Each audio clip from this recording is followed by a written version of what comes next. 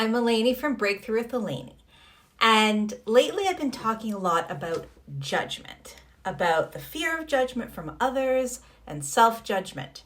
So when we judge ourselves, we don't accept ourselves, right?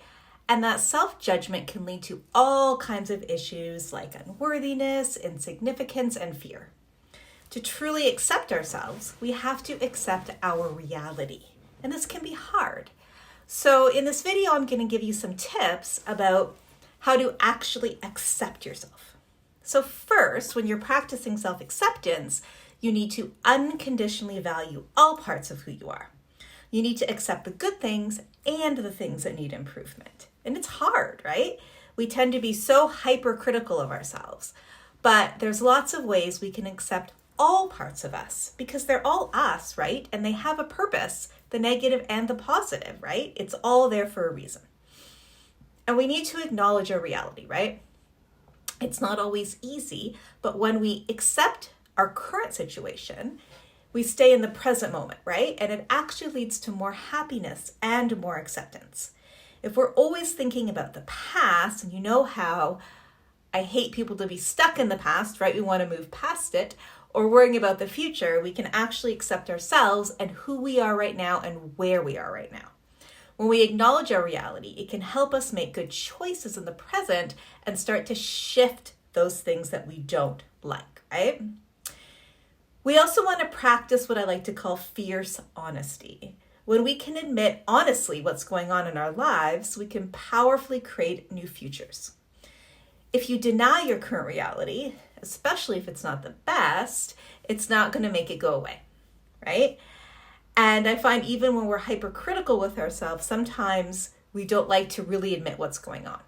We need to deal with all the bad stuff to get to the good stuff.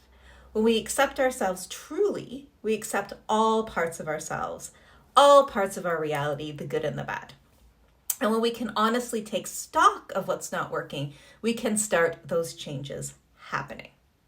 But we need to identify our part in the situation, right?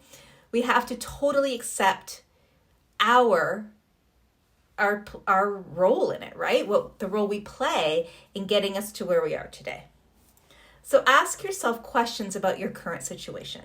To fully accept yourself, you need to accept your reality as it is right now and what our part is in its success or its failure. Because once we know that, then we can start to make those changes. And when we start making those changes, we can truly start to accept who we are right now at all levels, right?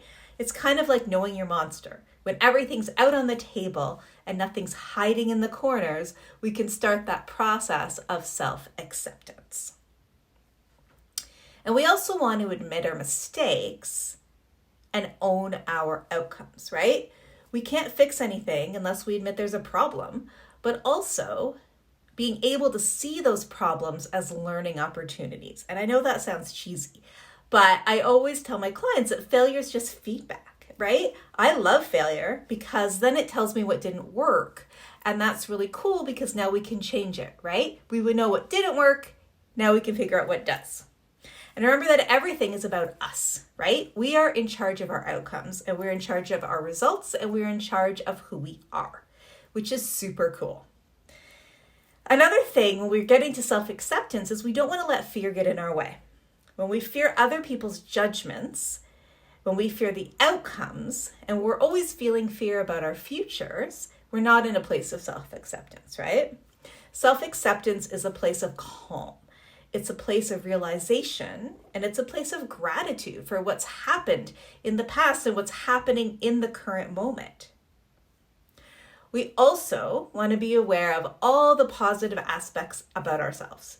It's really easy to point out all the things that are bad for you and all your faults and all your weaknesses. And I know I've talked a lot about, owning where you are, but we also want to accept all the amazing things about you that you often overlook, right? Make a list, even if it's in your head, of all your strengths, the things you're good at, the strong values you hold at your core, all your accomplishments, right? And when you count on these, they're going to help you improve your attitude towards yourself and really, truly accept yourself, right? And accept that challenges are always going to be there. When you're in a place of self-acceptance, that struggle doesn't feel so hard anymore. It doesn't feel like a struggle, right? It feels more like a challenge, something you have to overcome. And you know that you can get to where you want to be, and it might not be linear. It might be uncomfortable, but you know you're going to get there because you've owned all your shit, right? And when you're truly at that place of self-acceptance, and yes, it's a practice, it takes time, then challenges aren't struggles anymore, right? They become learnings. And then you can see how you've grown and how you've changed throughout your whole life, right? Self-acceptance comes from within. It doesn't come from other people. Other people accepting us doesn't make a difference, right? It doesn't come from your job. It comes from within. And when you can accept all parts of yourself, right? The comfortable, the uncomfortable, the dark, the bright, the amazing, that's when shifts start to happen. So work on self-acceptance this week and see how it feels. Accept all the parts of yourself and let me know how it goes. Make sure you're following me on all my channels at Breakthrough with Elaine, and make sure you subscribe to my YouTube channel. Have a great